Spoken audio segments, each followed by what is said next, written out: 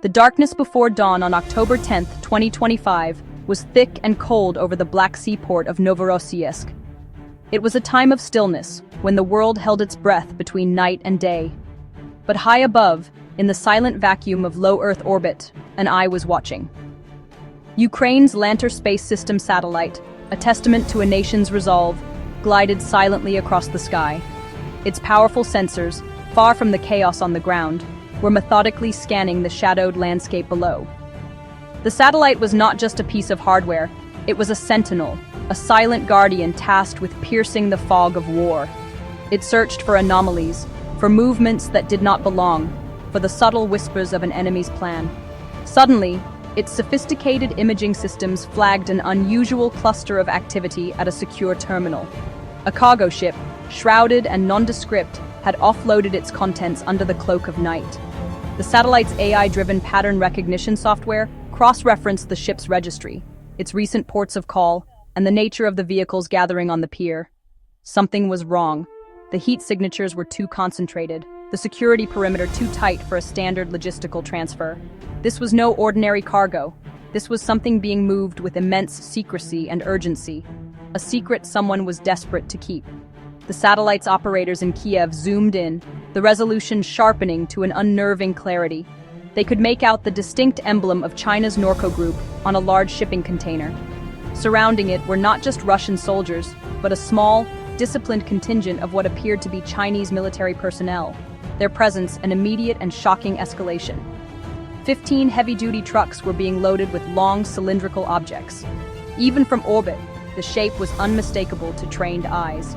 These were transporter erector launches, the mobile cradles for ballistic missiles. The satellite had just stumbled upon a clandestine transfer of immense strategic importance. The digital information flowed instantaneously from space to a hardened command bunker in the heart of Ukraine. Analysts worked with feverish intensity, confirming the initial assessment. The dimensions, the specific truck chassis, the thermal output, every data point screamed one conclusion. The cargo consisted of Chinese DF-11 short-range ballistic missiles. A secret pact had been exposed. In the quiet hours before sunrise, the Lanter satellite had not just observed a military movement. It had peeled back a layer of geopolitical deceit that threatened to irreversibly alter the balance of the conflict. The game had just changed. The confirmation from the satellite sent a shockwave through Ukraine's military leadership. This was not just another Russian resupply convoy. This was a direct intervention by a global superpower, a delivery of weapons designed for one purpose: to inflict overwhelming devastation on Ukrainian cities and infrastructure. The DF-11, known as the Dongfeng 11, is a formidable weapon. Each of the 15 missiles identified in the convoy carried a 1,100-pound warhead, a payload capable of leveling entire city blocks. With a range of nearly 190 miles, they could strike deep behind the front lines, targeting command centers, logistical hubs, and civilian population centers with terrifying precision. The sheer destructive potential of the convoy was staggering.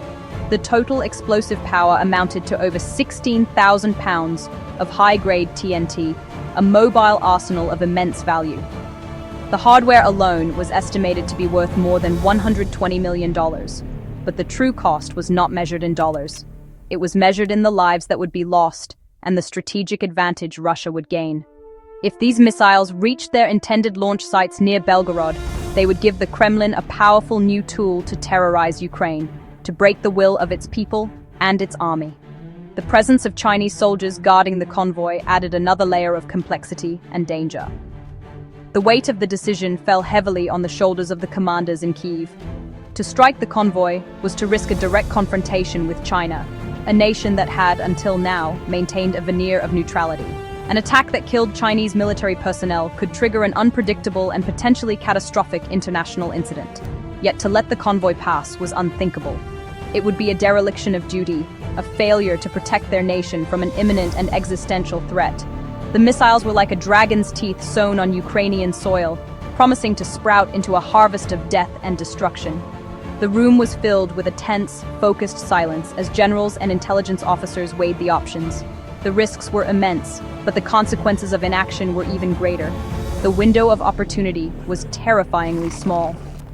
Once the convoy dispersed into Russia's vast network of military bases, tracking and destroying all 15 missiles would become nearly impossible. They had to act, and they had to act now, while the target was consolidated and on the move. The decision was made. The convoy could not be allowed to reach its destination. The gamble, as terrifying as it was, had to be taken. With the decision made, Kyiv's AI-driven command center sprang to life, initiating a plan codenamed Operation Night Veil. The operation was a symphony of modern warfare, blending real-time satellite imagery, artificial intelligence, and human ingenuity. The first step was to establish constant surveillance. An American-made MQ-9 Reaper drone was diverted from its patrol route and dispatched to find the convoy. It was a needle in a haystack, but the AI, fed with the satellite's last known coordinates and predictive algorithms, quickly narrowed the search area. The Reaper's powerful optics soon located the procession of vehicles snaking its way north from Novorossiysk. The convoy was a formidable entity. It consisted of the 15 missile trucks, 4 heavily armed escort vehicles, and 2 command jeeps, moving in a tight, disciplined formation. They were traveling at a steady 38 miles per hour, a pace that suggested confidence and a clear, unobstructed path to their destination, a heavily fortified base in the Belgorod region. The Reaper, flying at high altitude and cloaked by the remaining darkness, became an unseen shepherd, relaying a constant stream of high-definition video and telemetry data back to the command center. Every turn, every change in speed was logged and analyzed. The AI at the heart of Operation Night Veil was not just a passive observer. It was an active participant, processing the data and running thousands of simulations per second. It calculated the convoy's most likely route, cross-referencing it with topographical maps, known Russian military positions, and traffic patterns. The system identified potential ambush points, stretches of road flanked by dense forests, areas with poor satellite visibility, and locations far from known Russian air defense batteries. The goal was to find the perfect intersection of tactical advantage and enemy vulnerability, a place where a decisive strike could be executed with minimal risk of failure. The plan that emerged was audacious. It rejected a conventional missile or airstrike, which would be easily detected and costly.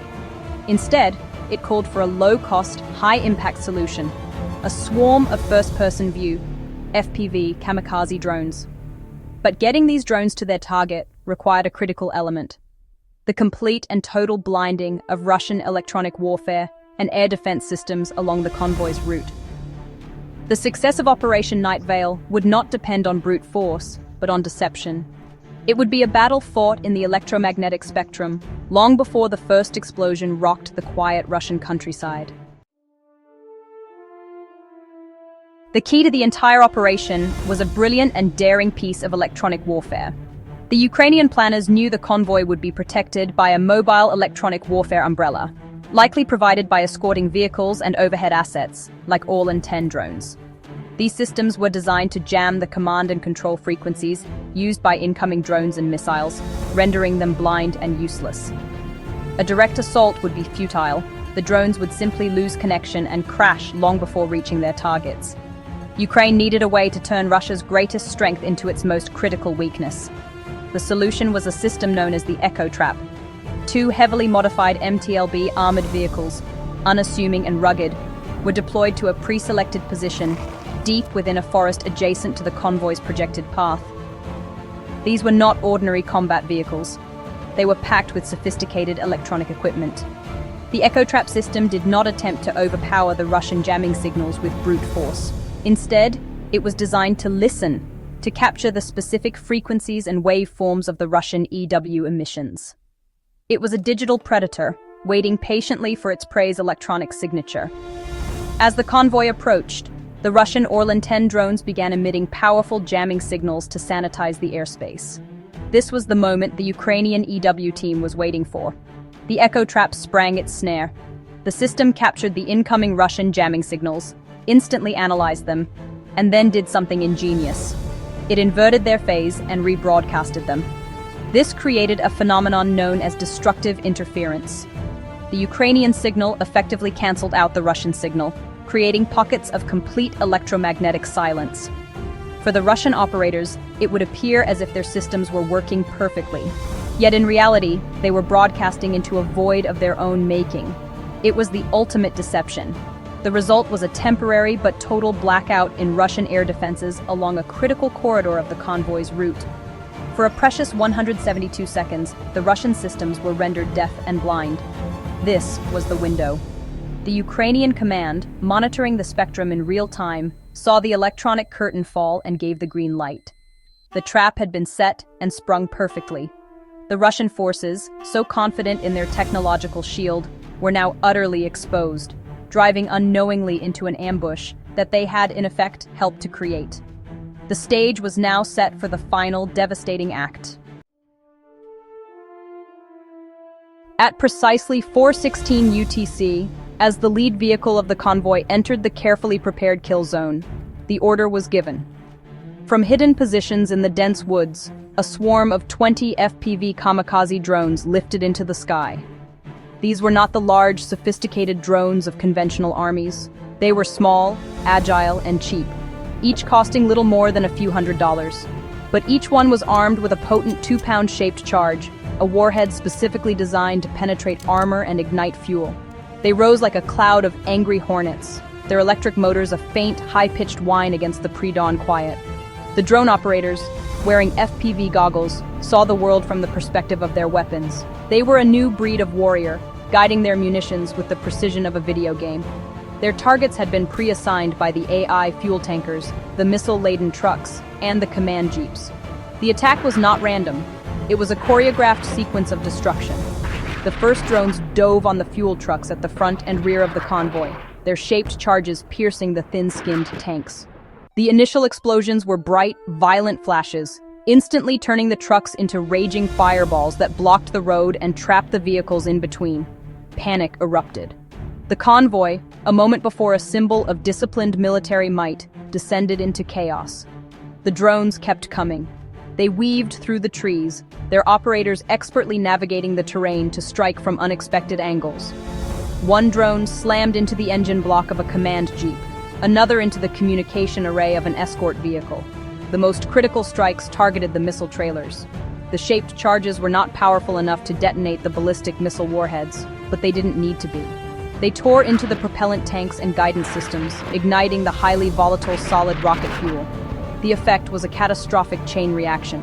One missile truck after another erupted in a colossal pillar of fire and smoke, the force of the explosions ripping the vehicles apart and sending shrapnel tearing through the forest. The night sky lit up as if it were day. A nearby Russian Pantsir S-1 air defense system, its crew finally realizing they were under attack, fired 3 missiles blindly into the sky. But with their targeting radar compromised by the Echo Trap, the expensive interceptors, costing $90,000 each, flew harmlessly into the darkness. In less than 5 minutes, the entire convoy was annihilated. As the sun finally rose, its first light illuminated a scene of absolute devastation. The forest road was transformed into a smoldering graveyard of twisted metal. A massive crater, 35 feet wide, marked the epicenter of the largest explosion. The heat from the inferno had been so intense that it registered at 1,420 degrees Fahrenheit on thermal sensors, melting steel and glass into grotesque shapes. The blackened skeletons of 15 missile trucks and their escorts lay scattered, plumes of acrid smoke curling slowly into the morning sky. The silence that followed the cacophony of destruction was profound and chilling. The threat was gone. The human cost was severe. 55 Russian and Chinese soldiers were killed or disabled in the attack. The dragon's teeth had been pulled before they could be sewn. But the most staggering aspect of Operation Night Veil was the economics of the engagement. An arsenal of advanced ballistic missiles and support vehicles, valued at over $120 million, along with its highly trained personnel, had been utterly destroyed. The entire Ukrainian operation, including the FPV drones, the EW vehicles, and the personnel involved, cost less than $25,000. It was a stunning demonstration of asymmetric warfare, a victory not of wealth, but of ingenuity. This single engagement sent a powerful message across the globe. It proved that in the 21st century, the battlefield is no longer dominated solely by expensive, monolithic weapon systems. Small, intelligent, and networked technologies can, when used cleverly, defeat a far more powerful and costly adversary. The drone swarm, guided by AI and protected by sophisticated electronic warfare, represented a paradigm shift. It was a form of warfare that was accessible, adaptable, and devastatingly effective. It showed that David could still beat Goliath, but now he fought with silicon chips and shaped charges instead of a sling and stone. The smoldering wreckage in that Russian forest was more than just the aftermath of a successful military ambush. It was a signpost for the future of conflict. The age of the drone swarm had truly arrived.